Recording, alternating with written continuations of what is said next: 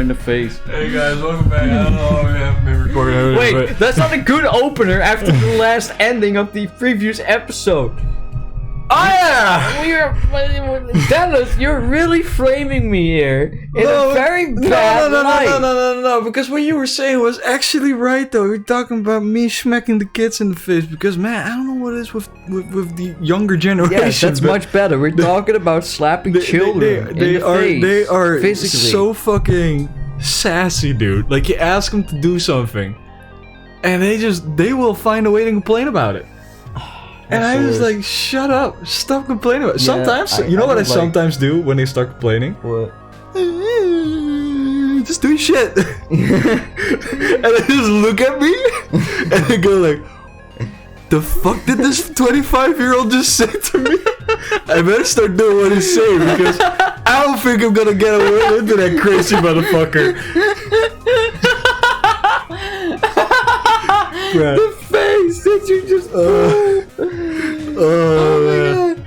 You know, I used to work with interns, and if I had a general rule of thumb, I won't tell them about this little rule, but if they ever come to me asking me if they can go home early, like when we're only like halfway, or like, you know, when it's not appropriate, Yeah.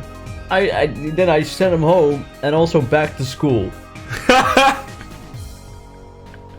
Back to school. Like because I was allowed to send interns away. If I felt that they were getting in the way of the productivity of my team, I was allowed to fire them. So of course. I fired a lot of interns like that. Oh yeah, fuck them. I had one who was such a so I hung out with him a couple of times outside of work, kind of unprofessional, but hey, we were the same age. Who gives a shit? I talked to him. No, that's fun. You know, and I was hanging out with him and I got to know him a bit better, and man, the more I learned about him, the more prophetic he became. Jesus fucking Christ. That dude, like he was being coddled by his parents, like hard. Yeah. Right? This guy had zero intention of ever working a day in his life. Genuinely no intention of work. And he was just like he just wallowed in self-pity.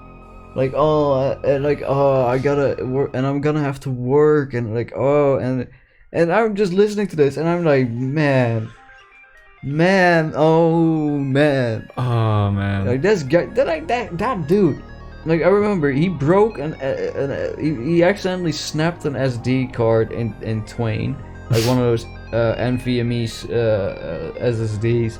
What? How fucking boorish are you? He was so bad at filling boxes, alright? So he hated part of the job on the production team is to not only build and test the laptops, but to also package them and get them ready for shipment.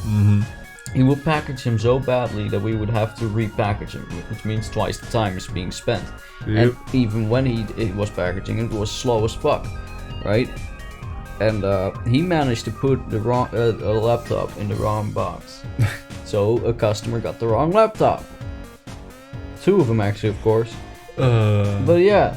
And one day, halfway through boxing the laptops, he just walks up to me and goes like, "Oh man, Brian, please just let me go home, man. I really don't want to fucking deal with this." And I'm like, okay, you know, you're free to go home, but if you go home, I'm afraid I'm gonna have to send you back to school. Yeah. And he's like, "Oh, well, come on, man." I'm like, "No, listen. No, fuck you. Listen up. You're gonna need to do this until you're 68 years old. Alright? So you better get to it.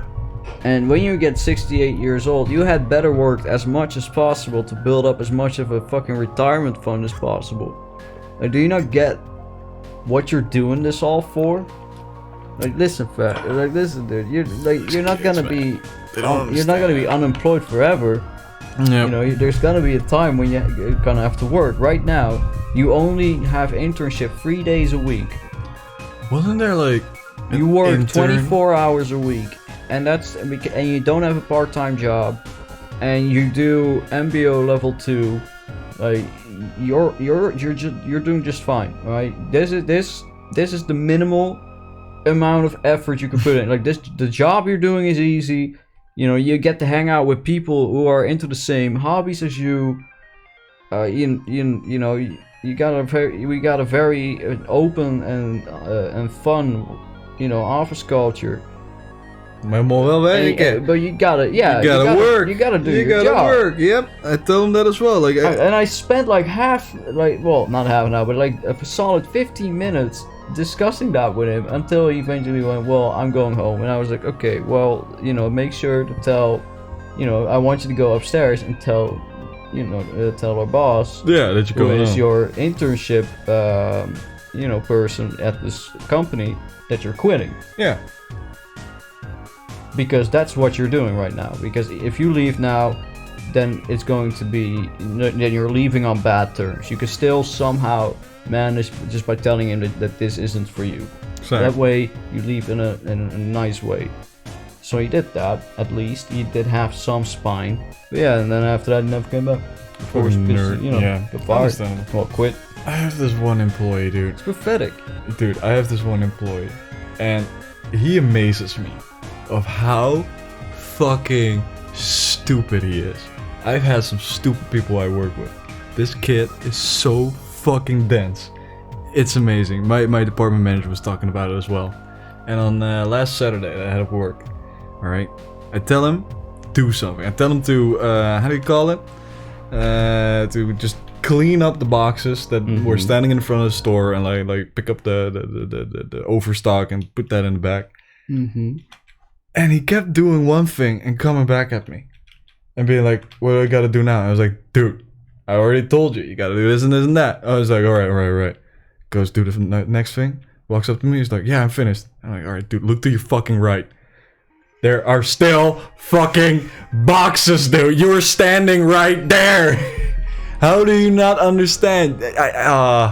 You can explain this dude 3 times something and he still wouldn't understand. My department manager was standing there, looking at me, just trying not to piss herself laughing. I had a guy like that. And he's not gonna make it through his fucking test. He cost us a bunch of money, and we had to fire him within like 2 days because he like.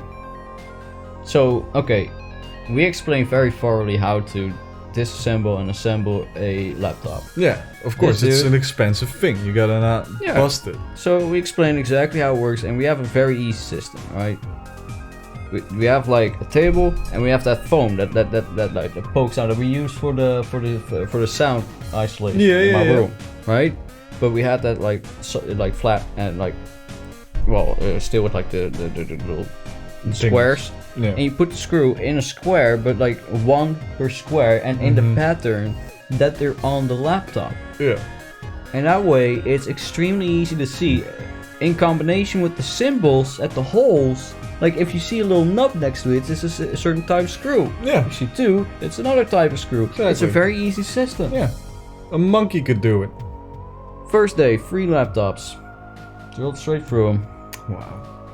Mate. Yeah. Like what? Look, so like that's the nice thing about working in a convenience store or like a fucking supermarket. At least when you drop a fucking like little jar of mayonnaise, nobody's gonna get angry over that. But those do tend up the dumbest people that work there, because anywhere else and they'd be fired within a day because they cost a lot of money. I did make him laugh his ass off because he was a Moroccan kid, and I just started singing songs from Leipa. Oh, nice. Yeah, I do that too. He had a good giggle about that. I love to flex on him. Anyway, we were playing Tell Undertale. him he's my neighbor. Welcome back to our Undertale gameplay. This is we had a little pre-till Undertale gameplay before the Undertale. How you guys doing? Hey, did you remember my name? No. You always choose the least appropriate voice to give a character, don't you? He was flaming, man. He's flaming fast. But look how tiny he is. He's a little kid or something. I don't know. Maybe he's a fucking flame spirit. Who knows how big? Did you? What is his name? Flamey Starboy, Starman. I'll say yes, but I feel like I'm lying. That's alright. What? You remember? You remember? How could I be so easily defeated? I always remember that you remembered. By the way, just a little trick that I wanted to show you. Pretty epic. Whoa, that's legitness. Oh, this is like the fast travel. Yeah. Alright, so... floor 1, right, Alphys? fuck it, we'll just go floor 1 just for the easy. Just for the fact that it's easy and there might be a... I'm just gonna check whichever one has a safe next to it.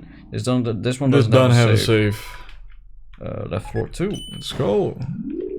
Make it quick. I want to be Make there it quick already. and spiffy. Your fast travel wasn't fast enough. Dude, left floor the other day, I got a call from my sister-in-law while I was having a nap.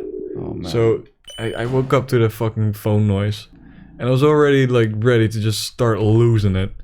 And I pick up, and it's my little niece calling me to show off her new fucking boots, and I was like, I went from being furious to being gooey, and I go like, "Whoa, you got new shoes? What? Oh, they're fucking man. beautiful. Who chose them? I did." I was like, "Oh, you did?"